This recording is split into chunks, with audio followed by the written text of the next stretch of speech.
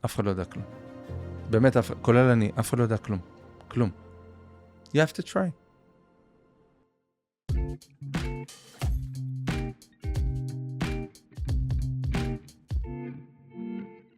הפודקאסט משודר בחסות הייטק זון פור סטארט-אפס, מועדון הצרכנות של הייטקיסטים בישראל, נותן את החסות הרשמית של הפודקאסט סנוז. שלום לכולם, כאן דן בוזגלו, מנכ"ל ומייסד הסטארט-אפ סנוז, והגעתם לפודקאסט שלי. בתת הסדרה שלנו סטארט-אפ מיינדסט נעסוק בשאלה ממה בנוי הלך הרוח של הסטארט-אפים המצליחים. אבל רגע לפני שמתחילים, אני רוצה להודות להייטק זון פור סטארט-אפס, נותן את החסות הרשמית של הפודקאסט שלנו. היום אנחנו בפרק 41, ובפרק נשוחח עם איתן רייזל, שותף ומייסד הקרן V-Games. בפרק דיברנו איתן ואני על התעשייה הסודית שהישראלים טובים בה חוץ מסייבר, הלא היא תעשיית הגיימינג. דיברנו על אתגרים ביזמות בגיימינג, על ההבדלים בין סוגי המשחקים בפלטפורמות השונות, מה הרקע הנכון ליזם גיימינג, ומה הדבר הראשון שמשקיעים מחפשים אצל יזמים. האזנה נעימה. אז היי איתן. היי דן. יש לנו היום פרק שמדבר על התעשייה הסודית, שאולי כבר מהאנשים מהכותרת רק הבינו כבר מהי, אבל אני אשמח לפני שאנחנו מתחילים, תספר לנו קצת עליך, מי אתה, מה אתה בכותרת, לפני דברים מקצועיים, קצת ברמה האישית. איתן. גר לא רחוק מפה. אבא ל4 ילדים חמודים. כן. זה כפר סבאי במקור? לא, לא, לא. ממש לא. מאיזה קיבוץ איפשהו ליד הערבה. גם משם, מעוד כל מיני מקומות. אוקיי. נשוי למעיין. מאוד אוהב לשחק. תמיד אולי אהבת? זה קשור לסוד. לא, לא יודע. האמת שצריך לשאול את ההורים שלי פעם. צריך לשבת איתם לשאול אותם את זה, אבל אוקיי. נראה לי זה בא הרבה עם העשייה. עם הילדים שלי אני אוהב לשחק, שזה חלק מהכיף, כי אני מתעסק במשהו שהילדים שלי גם אוהבים אותו. נייס. מאוד עשית אוהב כבר לטייל. ספוילר, אבל כן. מה? עשינו ספוילר. אבל- אנחנו חיים בספוילר. היית חובל. נכון, חיל הים הרבה חובל. שנים. זה גם אני הייתי בחיל הים, זה כזה, ישר אני חושב על זה. כן, עד היום זה החברים הכי טובים שלי, זה המשפחה, אולי אפילו הראשונה. ממש. אני חושב שזה גם משהו מיוחד בחיל הזה. היה לי זכות, ראיתי גם בסטילים, גם הייתי סגן מפקד השלב הראשון בחובלים, נייס. ובתעשייה מ-2007. איך הגעת להייטק בכלל? וואו, מה זה הגעת לגיימינג בטעות? בפרט? לא ידעתי כלום. לא ידעתי לפתוח כן, כי זה מחשב. מעבר, מה הקשר כאילו בין חובלים לזה, או שאין קשר? גיסי, סיימתי בצבא בגיל 26, טיילתי, אז הייתה חברה שלי היום, אשתי במשך שנה, דרום אמריקה, מרכז אמריקה, עוד הייתי אמור לחזור לצבא, באמצע החלטתי שאני, עד היום אני זוכר, הייתי באושוויה בארגנטינה, התקשרתי, אגיד להם שאני לא חוזר, שמעתי את הצעקות לא דרך הטלפון. אהבתי מאוד, אבל אמרתי, יאללה, מספיק. כן. חזרתי לארץ, התחלתי ללמוד בטעות, ממש בטעות. לימדתי קצת להפליג ביחטות, וגיסי אמר לי, יאללה, אני פותח איזה משהו, בוא תצטרף. אמרתי, טוב, אני לא יודע כלום, אבל בואי ננסה. חברה לבניית אתרים, בנינו אתרים כזה, לפני עידן AI, והיום הוא צריך להגיד לפני עידן בריקס, לפני עידן AI, לפני לא יודע מה. וכאילו הייתי האיש מחירות הראשון. כנראה שזו תכונה יותר חזקה, גיליתי את זה, לא ידעתי. סיילס. To listen נראה לי, נדבר על זה קצת, אבל בסוף מחירות זה בעיקר להקשיב. וזהו, הרמנו, אפשר להגיד, אימפריה קטנה, יחסית מהר. ואחרי 2 עזבתי. גם התקבלתי לתוכנית זה ליזמות בבינתחומי, וגם כאילו קצת מיציתי את לעבוד עם המשפחה. יש בזה הרבה יתרונות, אבל המון חסרונות. כן. הקמתי עוד איזה מיזם, TripAdvisor ליחטות, שהיה אחלה רעיון, חרה של ביזנס. למה חרה של ביזנס? כן, ביחטות הביזנס זה למכור ולקנות יחטות, כל השאר זה לא רלוונטי. וואלה, אוקיי. ולגוגל התגלגלתי במקרה, האמת, כאילו גם הייתי לקוח די גדול שלהם בחברה הראשונה. הציעו לזה תפקיד, לבוא להיות כמו אקאונט מנג'ר כזה בתעשייה בארץ. מהר מאוד התגלגלתי, ובהתחלה ניהלתי את רוב הפעילות של גוגל פה בישראל מול מפרסמים לוקאליים. אפילו לא זוכר מה היה בדיוק הטייטל. ופשוט, כמו כל דבר בחיים, הייתה הזדמנות להיכנס לכל העולם הזה של גיימינג. גוגל הייתה עוד בחיתולים. וב-2018 עזבתי, כבר ניהלתי אחרי כמה שנים בגוגל הייתה? אני חושב שקצת פחות מ8. 2010 הצטרפתי לדעתי, ו-2018 עזבתי. ולמה עזבת את גוגל? זה כאילו בגדול זה מה שהחלום של סבתא שלי, שאני אעבוד בגוגל ויהיה... קודם כל זה חלום טוב. וזה היה המקום אם להיות בו שכיר. אני חושב שהרבה מניעים. אחד, היה כזה התמודדות על להוביל את ישראל, ולקח מישהו שהרבה יותר כישרוני ממני בתפקיד או במקצוע הזה כנראה, זה 1, 2, אני כנראה לא כל כך מתאים להיות שכיר. אני לא טוב עם מרות של בוסים, אני טוב להיות בוס, אבל לא הפוך. אני לא יודע אם אני טוב בלהיות בוס, אבל בתור לא טוב. וגימל דגדג לי, רציתי לעשות הרבה כסף. אני חושב שכסף הוא בסוף מניע, ולא צריך להתבייש להגיד את זה. במיוחד עם המניעים הם מניעים חיוביים. ויצאתי לדרך חדשה, קצת התעסקתי בדברים אחרים בהתחלה, אבל המשיכה לגיימינג קרה לי חזרה. עוד פעם, אבל בסדר, כבר נפתחנו. וזהו, 2019 החלטתי קצת להבין כאילו אם, אני לא יודע מי בסוף המאזינים, אבל אם אפשר לתת איזה הצעה לקריירה, לחפש איפה לך יש איזה יתרון יחסי על מישהו אחר. והבנתי שאני לא רע במחירות, ואני חושב שאני לא רע בלעבוד עם שותפים, לקוחות, לא משנה בדיוק מה מערכת יחסי. קצת הבנתי מה קורה בשוק, והחלטתי להקים את V-Games. מה זה אומר, החלטתי להקים את V-Games? כי זה לא כאילו כזה, הקמתי חנות פלאפל, זה יותר מורכב מזה. כן. או שלהקים חנות פלאפל זה מורכב. אז הלכתי, עשיתי קצת שיעורי בית, ראיתי שיש פה תעשייה מדהימה של תעשיית משחקים, שהייתי חלק אינטגרלי ממנה, נגיד, מהחיתולים לפחות של הסושיאל גיימינג. ראיתי שאין פה כמעט משקיעים בתחום הזה, יש פה באמת טלנט מדהים. אמרתי, טוב, אחד ועוד אחד. יש פה קצת משקיעים ומדהימים, אבל יש עוד מקום לעוד. אם יש 20 קרנות סייבר, אז זה היה קרן אולי אחת שהתעסקה בקצת גיימינג וזהו. אמרתי, יאללה, יש פה הזדמנות, זה קורה בחול. לא הכרתי לפני זה את עולם ה-VC, אין לי background, אין לי השקעות מוצלחות יותר מדי כאנג'ל אינבסטר. אז איך יכולת לבוא ולגייס כסף בתור... good salesperson. זה מה שאמרת, זה היה הסקילס של היחטות. שמע, זה לא היה פשוט, אבל הנה, מהיום שהחלטתי 9 חודשים V-Games זה הייתה קיימת. היום, fast forward, אנחנו מנהלים $500 מיליארד, בקרוב $1.5 מיליארד. אנחנו היום אחת הקרנות הכי פעילות בעולם בתחום הזה. יש לי זכות לעבוד בקטגוריה שהילדים שלי גאים לספר שאבא עובד במשחקים. מסתובבים, אוי, זה משחק של אבא שלי, זה מעלה לי חיוך על הפרצוף. צוות קטן. זה הבייבי שלי. הנה, אפילו יש לי את הבת של הבייבי שלי. מה, את הבת של V-Games? אז יש לנו קריקטורה שנקראת VG. זה המותג, וכן, אחרי האקזיט הראשון שלי עשיתי לעצמי מתנה. את הבת של VG. חזק. נייס. אז בסוף כשמסתכלים על ישראל מבחוץ, זה ישר סייבר או פינטק. אני חושב שהרבה אנשים לא יודעים את זה שישראל גם טובים בגיימינג, אז קצת כזה נתונים שאולי אתה מכיר, אבל לסבר את האוזנם של המאזינים. ישראל היא נחשבת טופ 5 בהכנסות בעולם פר קפיטה בגיימינג. צמיחה בהכנסות ב5 שנים האחרונות של 760%, עם 54% שנתי. 5% מכל ההכנסות לישראל הם מגיימינג, ושזה 2% מהתמ"ג הישראלי. 2.5, נכון. 2.5, יפה, אפילו יותר. אנחנו טופ 3 אחרי ארצות הברית ושוודיה במוניטיזציה, ומקום שני אחרי פינלנד, בכמות החברות גיימינג פר קפיטה שיש פה.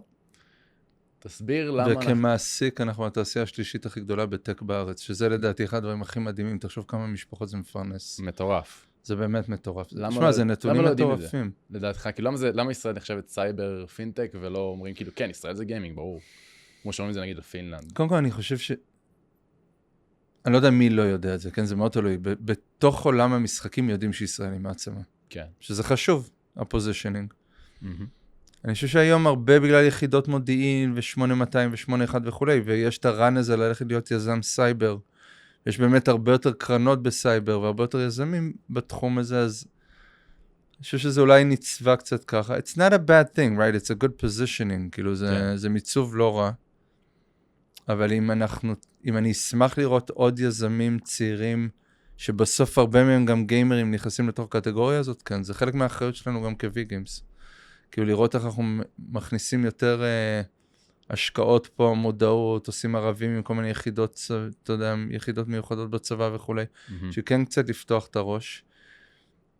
למה? כי אבל התשובה האמיתית כנראה, פעם זה לא היה מגניב להגיד שיש פה תעשיית גיימינג. למה? כי הרבה דיברו על הימורים, ואנשים לפעמים מתביישים בזה שיש חברות הימורים, שאני לא יודע למה צריך להתבייש בזה, כי בסוף זה עוד קטגוריה של אנטרטיימנט. כאילו סושיאל קזינו וכזה? לא, סושיאל קזינו זה סושיאל. ממש גם, חברות כמו 888 וויליאם מיל ולאדבוק שעולה משרדים בארץ. כן. ששוב, זה ביזנס. לא יודע אם צריך להתבייש, אבל זה היה פחות מיינסטרים, זה מאוד השתנה מאז הקוביד, מאוד. כי אתה רואה גם את העסקאות, מייקרוסופט קנתה את אקטיביז'ן, הסעודים קונים כל דבר שזז, כי פתאום entertainment נהיה largest M&A בכלל, בווליום של עסקאות, אני לא בטוח שיש היום תעשייה שהיא כל כך לוקרטיב ברמת האקוויזישנס וכולי. אני חושב שגם הנוכחות של ויגים, זה מאוד מעלה את זה למפה. יש המון ציונות במה שאנחנו עושים. איך אתה רואה את ה-DNA הישראלי בידי ביטוי בגיימינג, אם יש? אנחנו טובים בזה, יש הרבה ארסים. תסביר. אתה לא הראשון שאומר לי זה, אתה יודע שגיימינג זה תעשייה של ארסים. ברור. למה? מאוד מאוד פשוט. שמעתי. קודם כל, אני חושב שאני, בשביל חס וחלילה לא לדבר אף אחד, אני ארס לחלוטין. מה זה אומר? למה דווקא בזה? אני אגיד לך. דרך אגב זה מעניין, כי אם תסתכל על המונח ארס, זה הרבה ממה שאני אגיד עכשיו קשור לו, אבל שאל אותי חבר לפני כמה ימים, אחד החברים הכי טובים שלי, אומר, מה יותר חשוב, אומץ או שכל? או להיות אמיץ או להיות חכם? אז כנראה שבהרבה מקצועות בעולם, חשוב להיות חכם. אצלנו זה לא נכון. צריך להיות אמיץ, כי הנה, אתה בונה משחק, נכון? ויש לי הרבה חברות יותר צעירות, יותר מבוגרות, שבסוף בונים באמת מוצרים יפים. אבל זה 25% מהעבודה. בסוף צריך לקחת את המשחק הזה, לשווק אותו לעולם. לשווק אותו לעולם, זה אומר להוציא עשרות מיליוני דולרים בחודש. זה תקציבי שיווק של 200, 300, 400 אלף דולר ביום. זה מפחיד. אתה עושה טעות, פתאום משהו קורה, פתאום משהו זז, צריך להיות אמיץ. עכשיו, אם זה מספיק להיות חכם, לא. אבל למה ארס? או שזה לא... כי יש קורלטיביות גבוהה בין אומץ לבין... ברור. הבן שלי תמיד אומר לי, אבא, אבל כן, כאילו זה... כן, זה... ארס, במובן הכי חיובי בעולם של המילה, אני חושב שהרבה ממה שמאפיין את היזמים החזקים שלי, זה האומץ שלהם, וכמה הם גיימרים, כמה הם משחקים, כמה הם חיים מוצר, אבל אם תוריד את אחד מהרגליים האלה, אי אפשר להצליח. אי אפשר. בסוף אי אפשר להיות יזם, או פאונדרית, כמובן יזמת של חברת משחקים, בלי אומץ אינסופי לדחוף ברגע האמת, כי זה מפחיד. זה גם הרבה פעמים האינטראקציה שאני רואה מול יזמים. זה גם המון מהאחריות שלי לתת להם את הביטחון הזה כמשקיע. כי אם הם באים ואין להם את האומץ הזה, ואני לא אתן להם את האומץ הזה, כי בסוף הכסף זה אני. כן.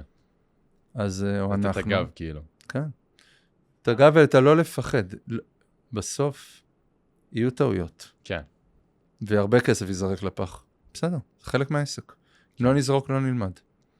וזה גם עסק שהוא גם מאוד רווחי, ומצד אחד, כמו שאמרת לפני שהתחלנו, שאין לו מכפילים כמו של סייבר. נכון. אז הוא חייב להביא כסף. הוא חייב להיות כאילו רווחי. מאוד ריאלי. מאוד ריאלי, כן. אחד המשקיעים הגדולים שלי, בלי לציין את שמו, שהוא אחד מהיהודים העשירים בעולם, הוא יגיד לך שזה מאוד דומה לספנות ורכב.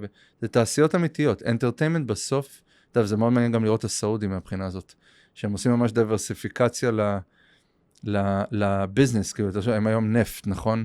ומייצרים ויצרנים וכו', הם יגידו לך, גם אנטרטיימנט. זה בסוף עסק רווחי.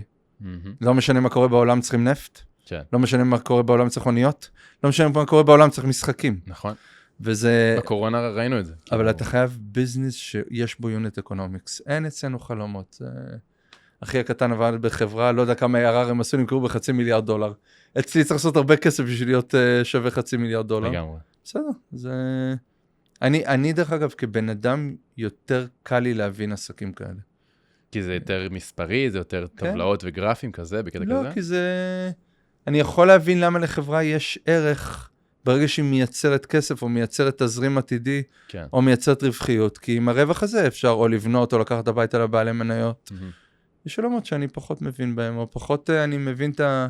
אני חלילה לא מזלזל, אבל אני פחות מבין את המהות העסקית, למה החברה הזאת שווה היום X ולא 2X או חצי X. כן. והתייחסת לזה שבאמת פעם היינו יותר סושיאל קזינו, ומהקורונה פחות או יותר היינו יותר קאז'ואל. תסביר את המעבר הזה. לא, אני לא חושב. זה אוהבים לצבוע את ישראל, כאנשים אנחנו אוהבים הגדרות. כן. היו פה חברות סושיאל קזינו מדהימות. פלייטיקה בגדול, פלייטיקה וזינגה הם החלוצים של התעשייה הזאת.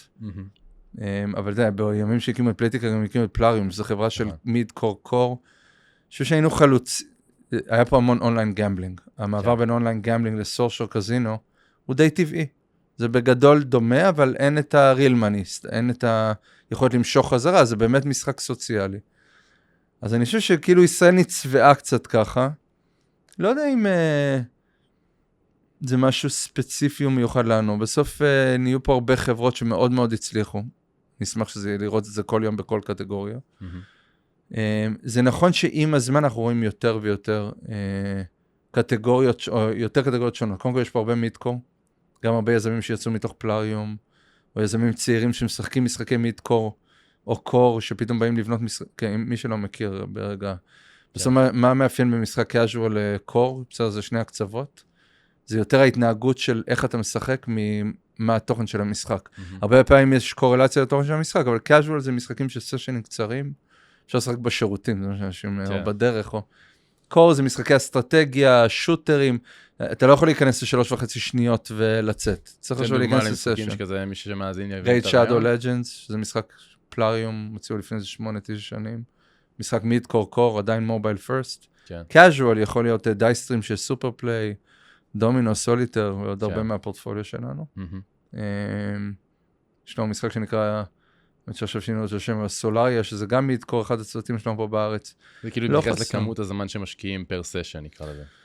זה כמה וסטד אתה בתוך הסשן הזה, כן. אם זה משחק נניח RPG, שזה משחקי יותר קולקשן, זה צריך יותר זמן, אתה נכנס, אתה מחזק את הגיבור, מחזק את ההגנה, מחזק את ההתקפה. זה לא להיכנס 3.5 שניות. משחק casual, אתה יכול לשחק בורד, לא יודע מה, אפילו בעולמות של קנדי קראש, לשחק 2-3 דקות, לסגור את המשחק, לחזור הלאה אחרי כמה דקות, אז הרבה יותר על ההתנהגות. אנחנו בעצם כישראלים לומדים להיות יותר עמוקים במשחקים, נקרא לזה? אני חושב שהיום, אני חושב שגם קצת בעזרתנו, אבל היום באמת רואים יזמים על כל המנעד. יש לי חברות מאוד... וזה משחקים כמו פיפה, כאילו בדברים, מי שלא מכיר, אז טריפל איי זה משחקים כמו פיפה, מיינקראפט. טריפל איי זה שאלה גדולה בפני עצמה, קשה מאוד היום. כשאתה אומר טריפל איי זה כמו להשוות זה להפקה הוליוודית. כן. א' מאוד קשה. GTA זה הפקה הוליוודית. GTA זה אימא של ההוליוודי. הם כל פעם מגדילים את המספר, לדעתי המשחק עד שהוא יצא זה השקעה של $2 מיליארד, כן? כן. לי היו כמה חברות בטריפל איי, אנחנו כמעט ולא משקיעים היום בקטגוריה הזו, למה? כי מכמה דברים. אחד, ההפקה היא מאוד יקרה, ומאוד קשה להצדיק את זה. ב' בלי IP היום, להרים את הראש ולהגיע ליוזרים, במיוחד אם אתה לא mobile first, זה כמעט בלתי אפשרי. ושלוש, לא בטוח שזה מה ששחקנים משחקים היום. כאילו, ב10-15 שנה האחרונות לא נוצר עוד פיפה. לא נוצר עוד Call of Duty. לא נוצר עוד Valorant. זה משחקים שהם IP של 20-25 שנה. שחקנים חוזרים לשחק אותם. יש גם new players, כי יש שחקנים חדשים שבאים לשחק, אבל היום להוציא משחק שהוא פלייסטיישן, אקסבוקס, PC, first, heavy על content, heavy על art וכולי, לא פשוט. ומה שקורה, Steam, שהיא היום הפלטפורמה דיסטריביושן הכי גדולה בעולם ב-PC, יש לה הרבה חסרונות, כי מאוד קשה לשווק דרכה משחק, ועם הרוויוז בינוניים מינוס תמת. אבל מצד שני, היא מאוד מאפשרת לאינדי דבלופרס, מפתחים עצמאיים, להוציא קונטנט על הכיפק, לקחת פרימיום פרייס, כאילו שאתה משלם לשחק את המשחק, זה אומר שזה לא צריך אנדלס, ועדיין להוציא דברים מדהימים. ופתאום אתה רואה יזמים 3-4 אנשים, עושים $80-100 מיליון על טייטל, וקצת רואים את ההתנהגות של שחקנים שבקונטנט החדש הולכים דווקא לעולמות האלה, ולאו דווקא ל-IPs. אחת החברות הכי גדולות שלי בתחום הזה היא 1047, חברה בארצות הברית, ששב עושה טרנזישן מאוד גדול לפרימיום, כי לא הצלחנו ב-Live Service Games, כאילו משחקים שכאילו בחינם, בהתחלה, ואז... בטריפל איי, כאילו, כן. אז בואו נדבר קצת על מאחורי הקלעים בהשקעות, ואיך זה עובד אצלכם, כי אני חושב שהשקעות זה דומה בכל תחום של השקעות, אבל נראה לי שבגיימינג זה קצת שונה. מה מחפשים ביזמים שמגיעים פעם ראשונה, דברים כאלה, ומי שקצת לא מכיר השקעות שלכם, יש את קנדיבור, אינפליי לאבס, אייסי גוסט, ליינאפ גיימס, שגם היה פה פרק שעבר, ועוד המון, וריו, ועוד המון שרשמתי פה סופר פליי. 49 חברות. 49? 49 ילדים. לא, זה הרבה יותר ילדים, כי יש יותר מיזמית או יזם אחד. כן. זה מאוד תלוי, אנחנו משקיעים מאוד מאוד צעיר, אנחנו משקיעים גם A-Rounds, ויש לנו גם קרן שמלווה צמיחה ועוזרת לחברות לגדול. בהתחלה, נספר פה את כל הסודות. לא באמת אכפת לי מה הם בונים, זה לא מעניין אותי. א', אני לא מבין בזה מספיק. ב', הצוות שלי שמבין יותר טוב בזה, זה גם הם, הכל בערבון מוגבל, בסדר?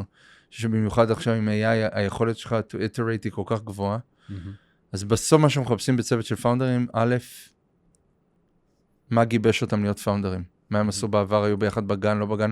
בסוף יוצאים למסע, שהוא מסע לא קל, צריך לראות מה הם חוו בחיים ביחד, בשביל בכלל לחצות המסע הזה. 2, כמה שעות הם משחקים ביום? מאוד חשוב, כי זה כמו, אתם מחר רוצים לבנות טסלה, בלי להיות נהג מכונית, לא יודע איך תעשה את זה. רוצה לבנות מטוס, בלי להטיס מטוס, אני לא יודע איך בדיוק עושים את זה. כנ"ל במשחקים, כאילו, how are you going to build games if you don't play?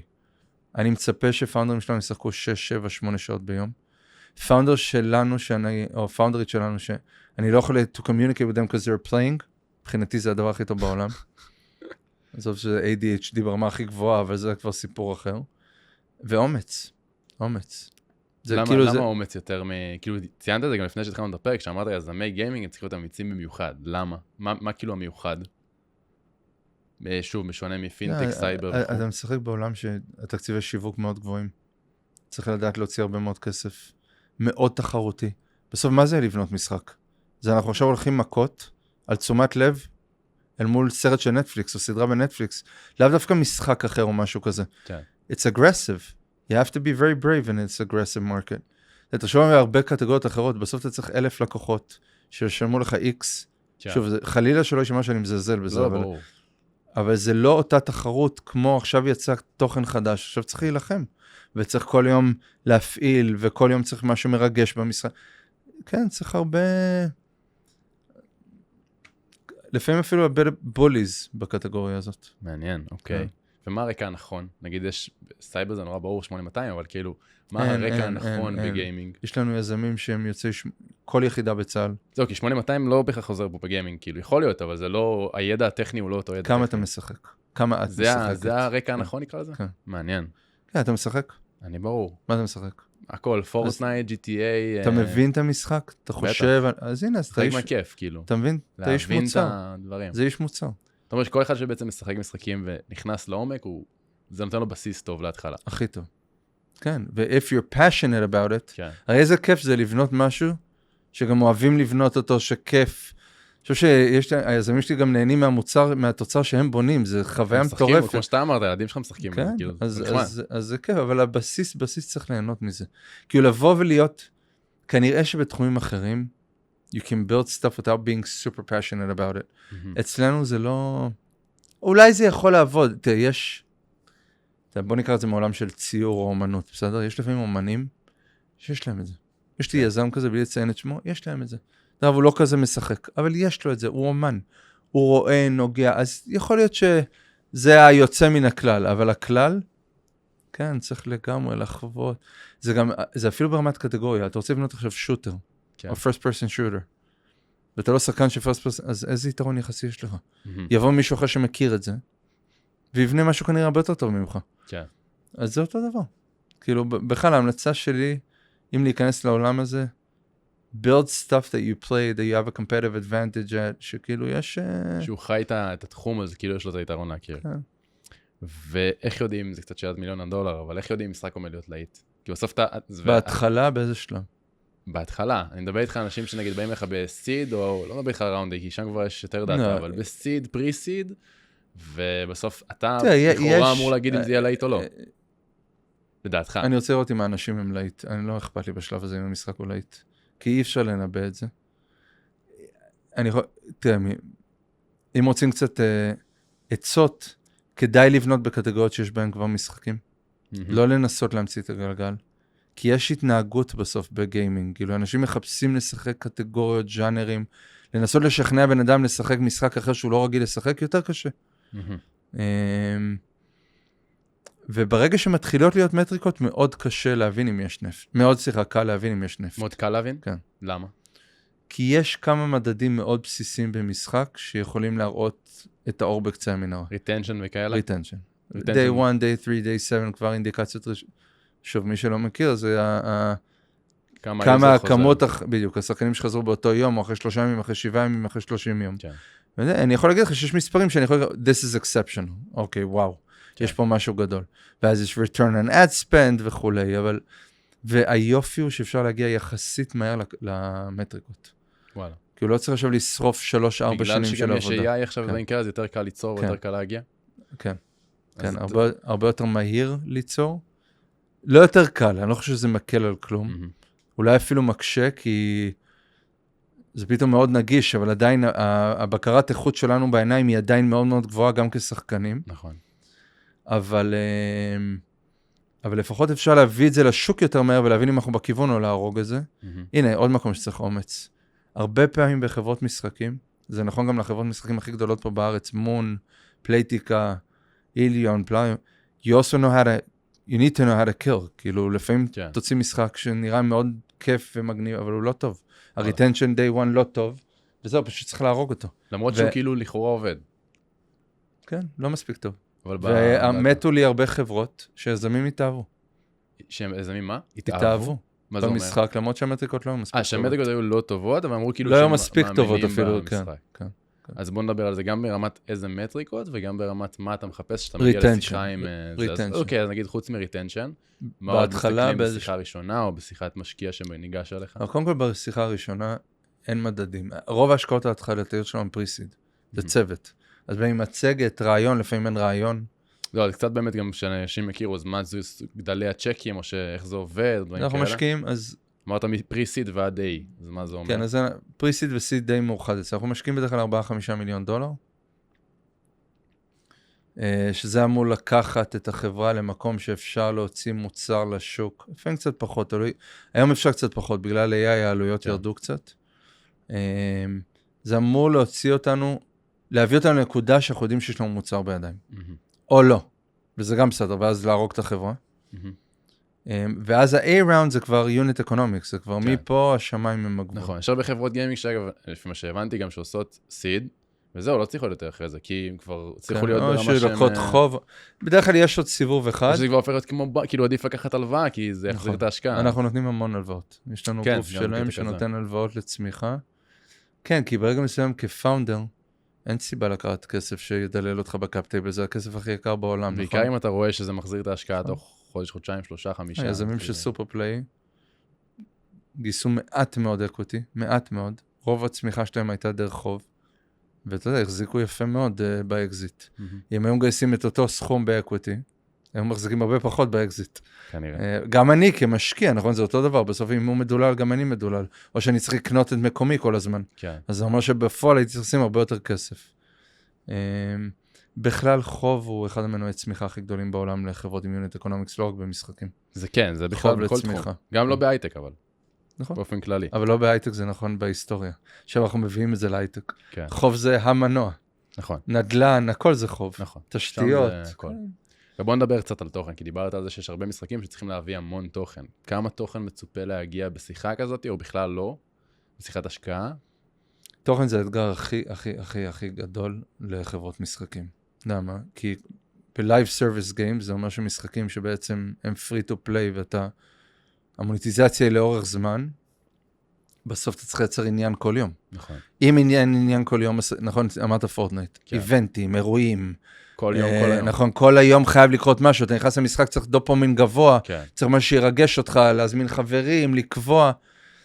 עכשיו, בסוף זו אופרציה שלא מפסיקה, היא עובדת 24/7, 365 יום בשנה. עם כל הכבוד ל-AI וכולי, בסוף צריך people to work at this, כאילו לתפעל את זה ולייצר את העניין ואת הקריאטיביטי וכולי. אז חלק מזה, זה מה שנקרא Live Operations, שזה יכול להיות tournaments, tasks וכולי. חלק מזה זה תוכן, אם מתקדמים במשחק צריך להגיע לאנשהו. כמה תוכן, תמיד תוכן תהיה בעיה, תמיד לא יהיה מספיק, תמיד. אני לא מכיר חברת משחקים, גם מה-ancient שיש להם תוכן אינסופי. כי תמיד יהיה את השחקן שכבר סיים את התוכן, וכבר היה פייר. גם בקנדיקה שיש לך מיליון שלבים. כן, אבל מוצאים פתרונות. יש end of game content, כל מיני לולאות כאלה, שאתה יכול להכניס את היוזר, שיהיה לו currency אחר, כדי לא לדפוק את הכלכלה. זה מגניב, משחק. יש כלכלנים במשחק. זהו, זה משהו. ויש מוניטיזציה במשחק. בסוף משחק זה כמו מדינה קטנה. אתה יכול לעשות אינפלציה, דבר שמאוד יכול לפגוע במשחק. אתה יכול לעשות דיפלציה, שעוד יכול לפגוע במשחק. שפתאום נותן המון בעיות לכולם. אז עכשיו זה לא מגניב. משחקי PvP זה בכלל נכון. אני עכשיו קניתי המון, יש לי המון בוסטרים, אני אכסח אותך, לא משנה כמה אתה טוב. זה pay to win, כאילו. אז זה אימא של ה-pay to win. אז זה ממש לנהל כלכלה, זה בלנסינג, זה גם במדינה, נכון? יש את אלה שיוציאו יותר כסף ופחות כסף, יש את היותר חסכנים ופחות חסכנים. אז משחק הוא מאוד מאוד דומה מהבחינה הזאת, וזה גם חלק מהתוכן. תוכן בסוף יש הרבה חברות שלא מצליחות, כי הן לא מצליחות להגיע הן לא מצליחות, זה ממש נכנס כמו פורפרה, ויכול להיות שלא נצליח לייצר מספיק תוכן בשביל לייצר מספיק עניין, ואז השחקנים ינטשו. ומה לדעתך ההבדל העיקרי בין גיימינג לכל תעשייה אחרת? שאלתי את אותה שאלה בדיוק את טל פרידמן, כי עניין אותי גם, אבל מעניין לשמוע את זה גם מהזווית שלך. מקונסומר או בכלל? באופן כללי. כשחקן או כפאונדר? כפאונדר. גם וגם, האמת. עכשיו שאתה שואל את זה, זה גם וגם. גם כיזמים וגם באופן כללי כתעשייה ואנשים שמשתמשים. שם בכלל אם תשווה תעשיות קונסומר, כי גיימינג בסוף זה עוד פלח של קונסומר, נכון? לתעשיות שהן יותר סאס, האינטראקציה עם הלקוח לא קיימת. כן. היא קיימת דרך reviews בחנות, דרך משהו, אתה יודע, שכתבו מייל דרך הסרוויס, אבל בסוף אני לא פוגש את היוזרים שלי. אני יושב במשרד בתל אביב או בהרצליה, או לא משנה איפה, משווק לכל העולם במיליוני דולרים, יודע פחות או יותר מי הדמוגרפיה שאנחנו מטרגטים, ובזה, אתה יודע, אנחנו לא עושים כנסים ללקוחות שלנו. אנחנו יודעים מי הם, אבל אנחנו לא יודעים מי הם. כן. אולי בשלבים מאוד, מאוד מוכרים של VIPs ודברים כאלה, כן, אבל... אז האינטראקציה בסוף והמחשבה של מה יגרום ליוזר בסוף להגיע למשחק שלנו, מה יגרום לו להישאר וכו', היא מאוד שונה אם אתה עכשיו ביזם של וויז, זה צריך לפגוש את הלקוחות ולשכנע אותם לקחת את המוצר הבא וכו'. אז אני חושב שזה... סיילס כאילו בכלל. שבגיימינג אין בדיוק סיילס. we're marketing, we're not sales, exactly. וגם במרקטינג, זה המון יצירתיות והקריאייטיב וכו'. אז אני חושב שזה, אם אתה מאוד מאוד מאוד יצירתי, זה אחלה בסיס להיות יזם של חברת משחקים. זה נכון שהמון הוא מתמטיקה והמון הוא דאטה, אבל באמת, באמת, באמת המון זה מהבטן, וזה ממש לא מתאים לכולם. בצד הלקוח, תשמע, בעיניי זה יותר כיף ויותר מעניין, אבל זה קטונתי, זה לא פייר. כן. איזה טעות לדעתך יזמים עושים בשלבים של גיוס, ובכלל בתחום של גיימינג? וואו. קודם כל, אני עושה אינסוף טעויות, כל היום וכל יום. איזה טעויות? קודם כל, לגייס יותר מדי כסף בשלבים התחלתיים בעולמות של קונסומר וגיימינג לא טוב. מה זה אומר יותר מדי כסף? סידים גדולים מדי. מהסיבה הפשוטה שככל שתגייס סיד יותר גדול, הציפייה שתגיע לשלב הבא היא הרבה יותר גבוהה, ולהגיע ל-A ראונד, שהמטריקות הן לא פנומנליות, וכבר אתה לא עושה, יש לך הכנסות של $10,000 ביום, ו-returns טובים לא תצטרך לגייס, וחברה תיסגר. 2, זה אולי מעכשיו, אבל if you don't really adapt AI, you're dead. כאילו מה שאני הייתי עושה לפני שנה עם צוותים של 20 איש, אני עושה עם צוותים של 5, וגם הצוותים שלי שלפני שנה של 20 איש שלא מבינים שהם צריכים להיות 5, הם ימותו. האדפטציה ל-AI היא בכל תחום קריטי, אצלנו זה פשוט אי אפשר לנצח. אחד הדברים שדיברתי עליו עם דני כהן, שדיברנו עליו גם לפני השיחה, אבל שאחד הדברים שעלו בשיח איתו, זה שבגיימינג לעשות, או בכלל ב-B2C, לעשות שיווק נגיד מתוך ישראל לישראל, ואז לצאת מזה עם מסקנות לארצות הברית, זה לאו דווקא הדבר הנכון. מה האינטק שלך על זה? לא לשווק לאף יוזר פה בארץ. וואלה. רק שווקים שבהם המשחק יכול להיות גדול. חבל על הזמן והכסף. וואלה. תראה, משחק יש בו אלמנט של תרבות. מה שמתאים בקוריאה לאו דווקא מתאים ביפן, מה שמתאים ביפן לאו דווקא מתאים בהודו. הלוקליזציה היא משמעותית פה. זה לא רק לוקליזציה. דרך, במילה לוקליזציה היא מאוד מטעה, כי it's like a culturizing a game, נכון? נכון. כי יש גם תרבות וסוג הפיימנט, זה מה אנשים אוהבים לשחק, ואיך הם, how they're cashing in, how they're cashing out וכו'. היו תזות, לך תבדוק בשווקים קטנים, לא, זה קשקוש בלבוש חבל על הזמן. וואלה. אם המשחק הזה מיועד לארצות הברית, ושם הוא צריך לעשות מרב הכסף, לך תשווק בארצות הברית. יקר זה מה יש, העולם יקר. כי הסיגנלים שתביאים מפיליפינים או מלזיה, הם לא רלוונטיים. וואלה. והם יכולים להיות הפוכים לגמרי. גם שווקים שהם דומים, נגיד? אז הם אומרים, תשמע, תעשה נגיד שיווק בקנדה, ואז תלך לארצות הברית. למה? אז לך לארצות הברית. ישר. למה? כאילו, איזה תירוץ יש ללכת לקנדה? זול יותר. זה כאילו, הטיר 2 כי זה זול, ואז תלך לטיר 1 כי זה יותר... תראה, זול יותר היה פעם מאוד נכון. היום, כשאתה מטרגט, כל הטרגטינג הוא כבר כל כך machine learning, וכל כך אתה לא יכול לעשות כלום. ואתה רוצה להביא בסוף ROI, אם קניתי יוזר $10 או $8 והחזרתי 20% $10 ו-18% $8, עדיף שאני אקנה אותו $10. אז המחיר הוא לא כזה משנה. ואז תגיד, אולי $1,000 ליום בתקציב, אז אולי יביא פחות יוזרים לסמפר, יכול להיות. אבל המחיר של הטעות שמשהו לא יעבוד באוסטרליה, וכן יעבוד בארצות הברית ותהרוג את המשחק כי ניסית אותו באוסטרליה, הוא הרבה יותר יקר $10 ל$8. והמרווחים הם לא כאלה ענקים. עולם המדיה גם מאוד מאוד השתנה. השחקנים הדומיננטיים השתנו. אז עוד פעם, אם יש דבר אחד שצריך מאוד להיזהר ממנו, אני המצאתי חלק מהאקסיומות האלה בתפקיד שלי בגוגל, כן? איך להגדיל תקציב. אף אחד לא יודע כלום. באמת, כולל אני, אף אחד לא יודע כלום. כלום. You have to try. אז אחד הנושאים שדיברנו עליהם בשיווק, אז שיווק זה נושא שהוא מורכב בעיניי מגיימינג יותר נקרא זה ה-go to market יותר מורכב מדברים אחרים.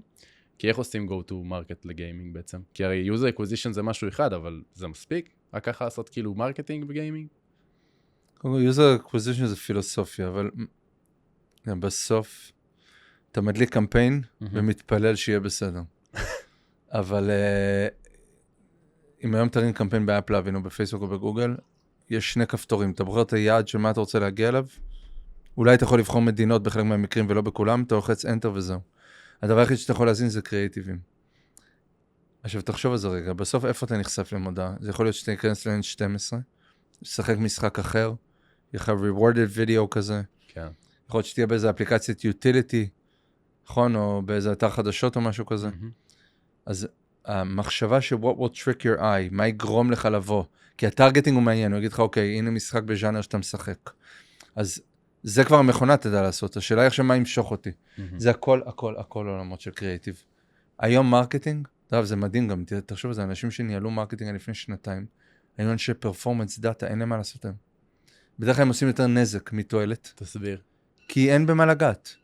לגעת בסוף, אין במה לגעת. בסוף יש מכונה, המכונה עושה את העבודה לבד, אתה אומר לה, אני רוצה יוזרים שיחזירו לי החזר כזה ביום 7, אם היא יודעת למצוא את זה, היא תלך למצוא את זה. אבל הסיפור, שזה הקריאטיב, המודעה, מה יהיה במודעה, זה כבר האלמנט האמיתי. כאילו פה, כל המרקטינג של הגיימינג בעצם יושב על המודעות ועל הקריאטיב בתוך המודעה. כאילו זה לא עכשיו בנייה של קהילות או דברים כאלה, כמו שיש לא, זה לא, אוקיי, סוג המשחק. אם מדברים כמו יותר משחקי PC, או יותר משחקי טריפל, כן, community is important. שם זה יותר משמעותי ב-PC. אבל גם היום, בן כמה אתה? 24. יפה, אז אתה בדיסקורד, קהילות, משחקים. חלק, כן. אוקיי. הרי אי אפשר למשוך אותך סתם.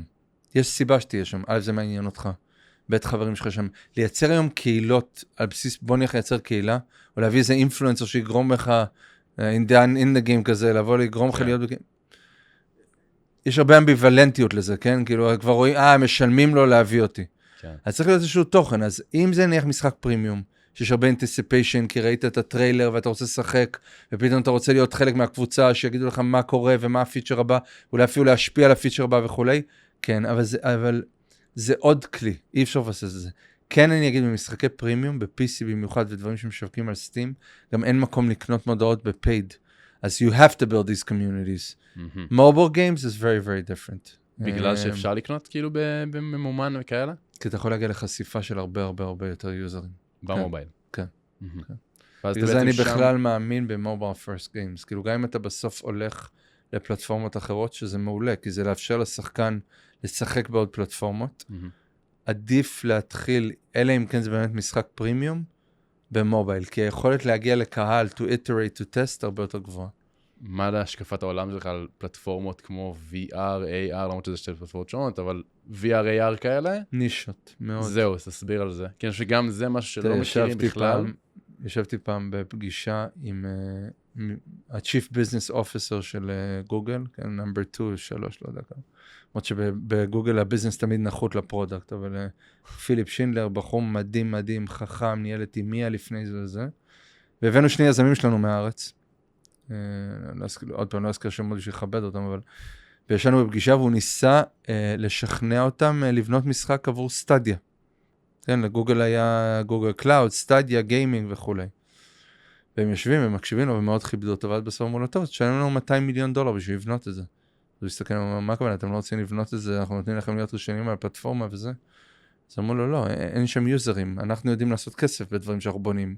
אם אתה רוצה שנבנה עבור פלטפורמה שאין בה יוזרים, אז תביא. אני חושב שזה נכון גם לעולמות בדיוק, בוא נשים שנייה AR בצד, כן? כי AR זה מאוד סוג התוכן, כן, כאילו פוקימון גו נגיד זה AR, למי Yeah, but also we have very few games that succeeded on AR. נכון. VR אין פשוט מספיק יוזרים.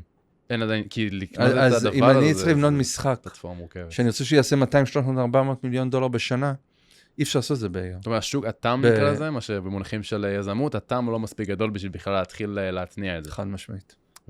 ואז ההשקעה בלבנות משחק על פלטפורמה שמלכתחילה היא נישה, היא לא כדאית.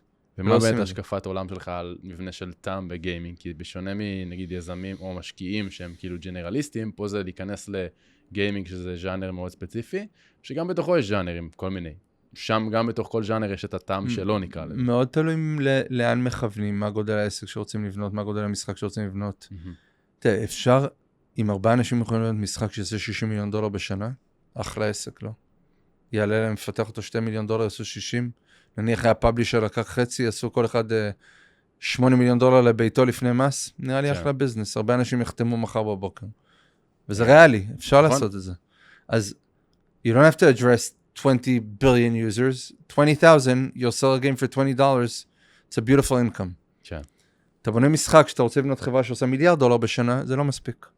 אז זה מאוד תלוי בכמה קאפקס ההשקעה, אל מול כמה הציפייה להחזר. לי כמשקיע זה בטוח נכון. אבל היום כמעט בכל ז'אנר יש מספיק אודיאנס. אנחנו מדברים על 4 מיליארד איש מחוברים לאינטרנט היום, 3 מיליארד משחקים. אתה תיקח את אסיה, אנשים משחקים מעל 12 שעות בממוצע ביום. אני לא יודע מתי הם ישנים, אבל הם משחקים מעל 12 שעות בממוצע ביום, וזה בלי שאנחנו יודעים, כי הנתונים על סין הם לא פאבליק. אז לא חסר שעות משחק, ולא חסר ז'אנרים, ולא חסר הזדמנות, זה חברה, אני חושב קונסיומר ספנד $200 מיליארד בשנה, אני מניח שאף אחד לא באמת יודע את המספר, זה בטח $300 מיליארד בשנה, זה אחת התעשיות הכי גדולות בעולם. כן. זה יותר מהמוזיקה וקולנוע קומביינד. כן, שזה משהו שהרבה אנשים נראה לי לא מצליחים להבין, כי זה נשמע כמו כאילו משהו יותר נישתי מקולנוע נגיד, שזה נשחרב שנים כבר. לא, זה כל כך לא יותר נישתי מקולנוע. זהו. במיוחד עם הדורות, כל מי שגדל על רובלוקס, וזה, אתה יודע, כל ילד היום שגדל לתוך זה הוא גיימר. מה הם עושים בטלפון? קצת וואטסאפ, קצת אינסטגרם, קצת טיק טוק והרבה משחקים, זה... ומה השקפת העולם שלך על עולם של סולו פאונדרים? כי עכשיו עם AI בכלל יש סולו פאונדרים, ואמרת בהתחלה איך השותפים הכירו, ושזה מאוד משמעותי. מה השקפת העולם? I think it depends how big you want the business to be. לבנות עסק גדול סולו פאונדר מאוד קשה. קשה, מאוד בודד. אבל אם מחפשים, אתה יודע, to speed out something quickly, זה אופציה. אני חושב שאם עכשיו רוצים לבנות עסק שהוא גדול, sustainable for years, you better have a founding team, אבל אני דוגמה לא טובה, אני סולו פאונדר, אז... סולו פאונדר בקרן. אני מטיף כנגד... מה זה קרן? בסוף כל עסק שאתה מרים, ויש בו עובדים, ויש בו לגייס, ויש בו להשקיע, כן? שאחד היתרונות שלי כמשקיע, אל מול הרבה משקיעים אחרים, שוב, חלילה בלי זה שאני, אתה יודע, הכאבים שהיזמים שלי כואבים, אני גם כואב. אני גם צריך לגייס כסף, גם צריך לשלם משכורות, גם לי יש עובדים שמבאסים אותי לפעמים. אתה יודע, כן, זה חלק מהפאטרן הזה. אבל יש הרבה אמביוולנטיות בעיניים של פאונדר כפאונדר, זה אומר המון. אבל יש, היכולת, הבן שלי בן 11 הקים, אפשר להגיד חברה. תסביר. רעיון שלו. ואתה, it's fucking crazy. ילד בן 11. יכול להרים עסק. ולא תגיד מדע טילים. אתה עדיין צריך להיות יזם, צריך לרצות, צריך לבוא עם רעיון, צריך שיהיה רעיון טוב. אבל אני חושב שהקלות, שום דבר לא קל, אבל הקלות היום להביא מוצר לעולם, זה רף הכניסה. זה כאילו רף הכניסה. אחרי זה צריך לשווק אותו. בשביל זה צריך כסף. כן. שרף הכניסה בגיימינג הוא יותר נמוך מתעשייה. לא, אני לא חושב, לא. תסביר. לא. אני לא חושב שרף הכניסה בשום תעשייה הוא נמוך. שום דבר לא קל. אין קל. זה לא אומר שזה קל, כמו שזה אומר שזה נגיש. נגיד, אם עכשיו אתה רוצה להקים בנק, דוגמה סופר מורכבת, להקים בנק בישראל או בכלל בעולם, זה רף כניסה מאוד מורכב. נכון. להקים, או לא יודע, גם בעולמות של מדיקל טק או דברים כאלה. גם e-commerce צריך מלאי. ברמת מה שזה מצריך ממך, בכלל עולמות אפליקציות AI, כאילו consumer AI וכולי, utility, yeah, it's easier. You build something, you put it on the store and you can go market it. ישר כאילו יותר קל להגיע לאנשים, כאילו, זה לא אומר שזה יהיה טוב, כן? כי מצד שני השוק הרבה יותר רווי, ויש לך הרבה יותר משחקים. וגם אני חושב שככל שהזמן עובר, תראה כמו אפליקציות כמו Gemini, ChatGPT, שמע, הם כל כך סליק, וזה מחנך אנשים לפשטות. דרב, זה שם המשחק. פשטות, אחד הבעיות שלנו בכלל כיזמים, ובאופן כללי כבני אדם, אנחנו מאוד אוהבים לסבך דברים.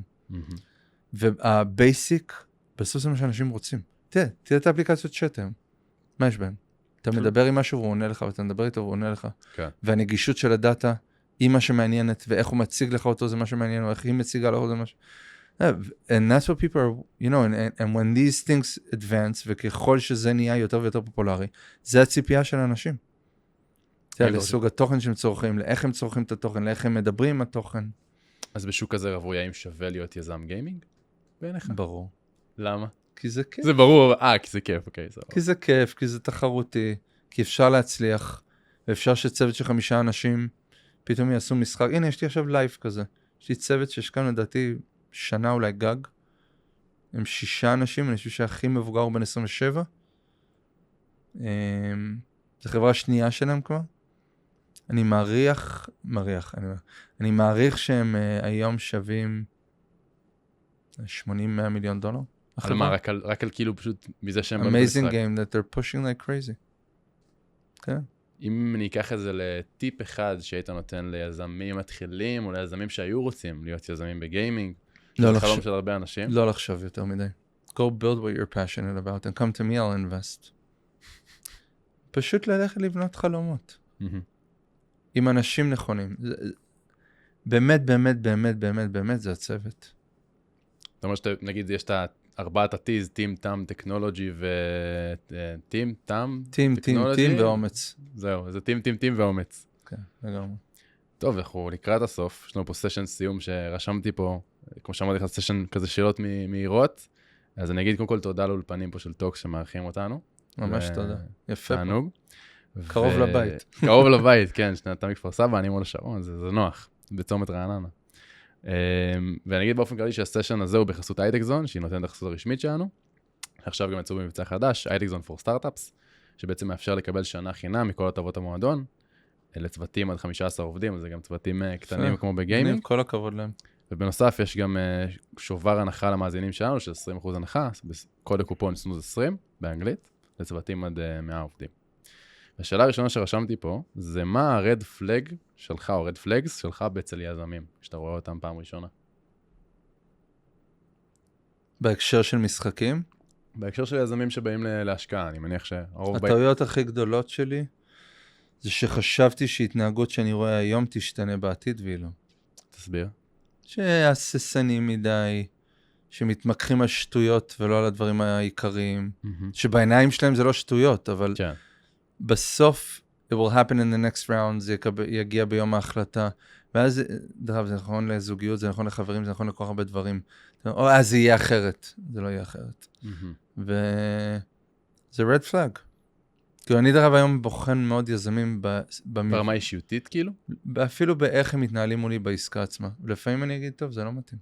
וואלה. גם כבר לקראת חתימה וכזה? אנחנו לא מחפשים לדפוק אף אחד, אבל אפילו על ההתנהגות לקראת הטרם שיט, ואחרי הטרם שיט, כן, לגמרי.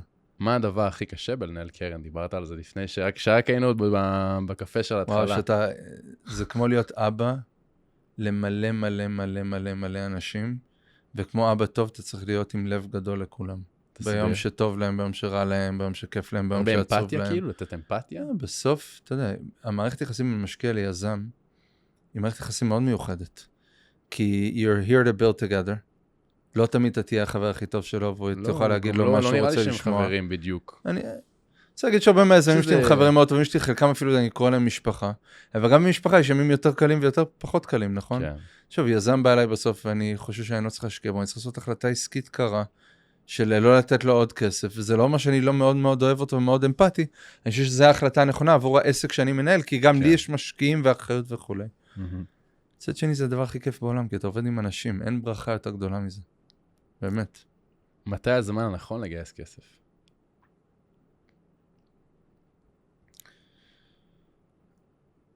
כשרק מתחילים, אתה מתכוון? באופן כללי.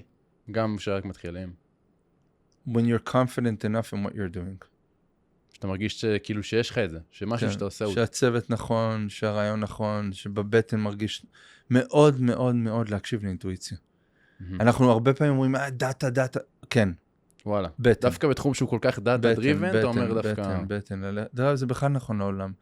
גם אני, כשקיבלתי את ההחלטה להקים את ויגיימס, you need to feel it inside you that this is the right thing, that you're passionate about, שאתה יוצא למסע ארוך, שהמשפחה תומכת במסע ארוך הזה, הזוגיות, הבן זוג, הבת זוג, הילדים, זה מסע. שיצריך ממך הרבה אנרגיה והרבה, כן, מסע. ואנשים צריכים להירתם למסע הזה. תואר או לא תואר? לא טוב. לא מעניין. לא מעניין. אפשר לעשות ולא מעניין. בתחומים מסוימים. מה? בתחומים ספציפיים. לא מעניין באף תחום.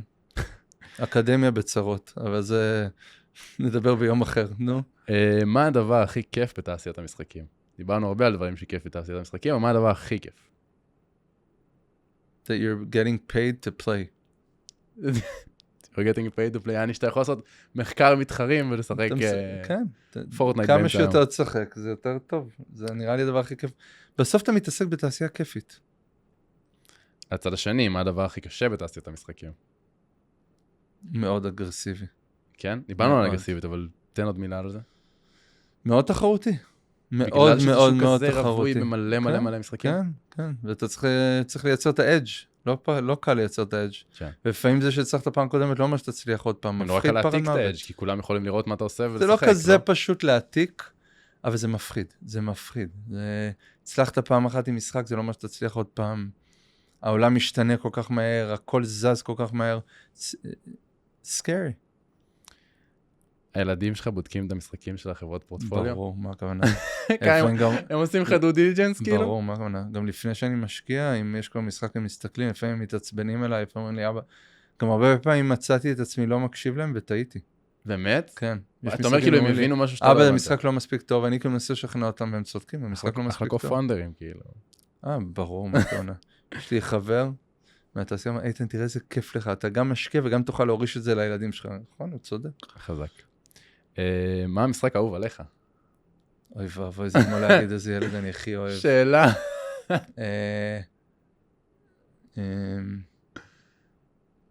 איך עונים על זה? שמתי אותך בפינה. שאלה טובה, שאלה טובה. יש משחק, פלייסטיישן, אקסבוקס, לא שלי, It Takes Two, שאני משחק עם הילדים, אני מאוד אוהב.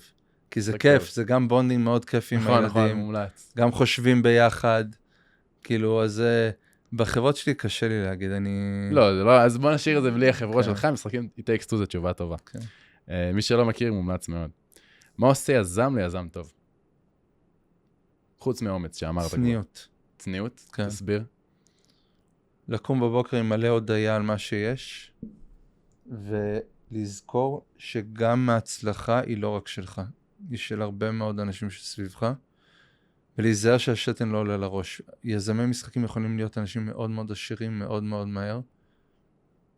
Okay, you had a lot of luck, remember that, and try to give back. זה מסוכן. זה מסוכן.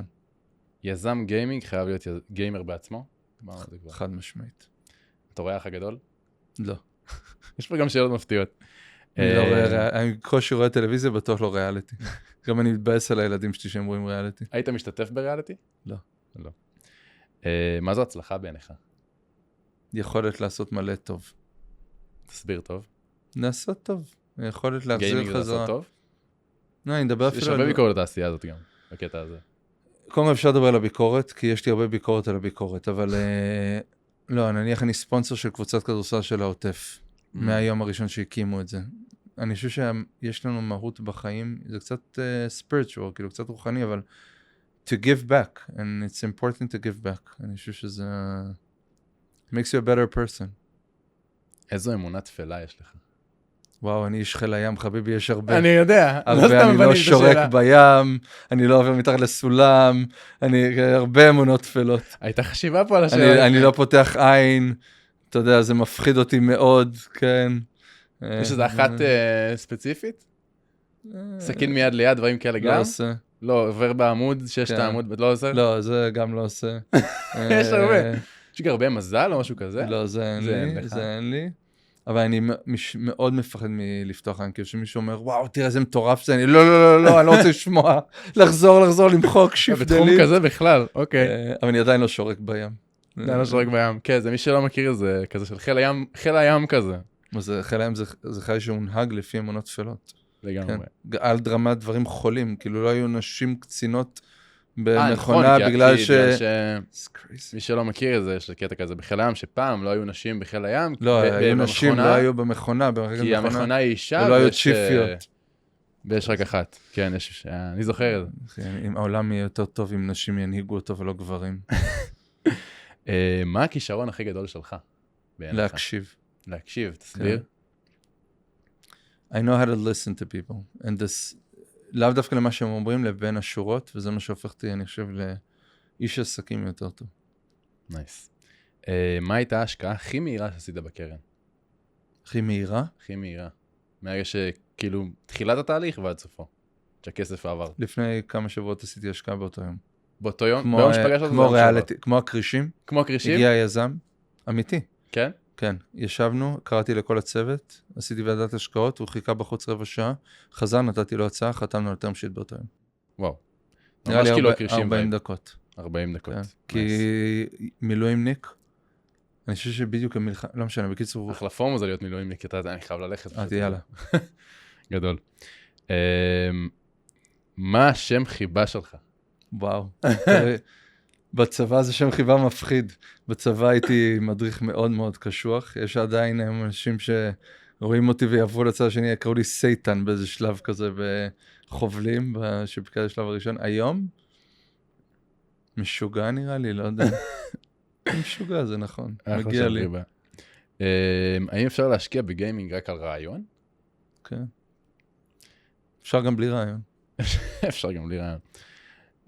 מה היה החלום שלך כילד? להצליח נראה לי. מה זה להצליח? בזכות עצמי. To build something big, impactful. בשאלה האחרונה, רשמתי פה, במה אתה הכי גאה בעצמך? בילדים שלי. איתן רייזל, תודה רבה. תודה לך, נסיך.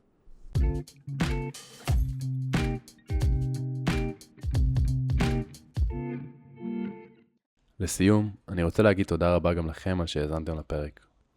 ואם אתם רוצים לדעת בכל פעם שיוצא פרק חדש, אתם מוזמנים להפעיל את הפעמון ולעקוב אחרינו בכל אחת מאפליקציות הפודקאסטים. נתראה בפרק הבא.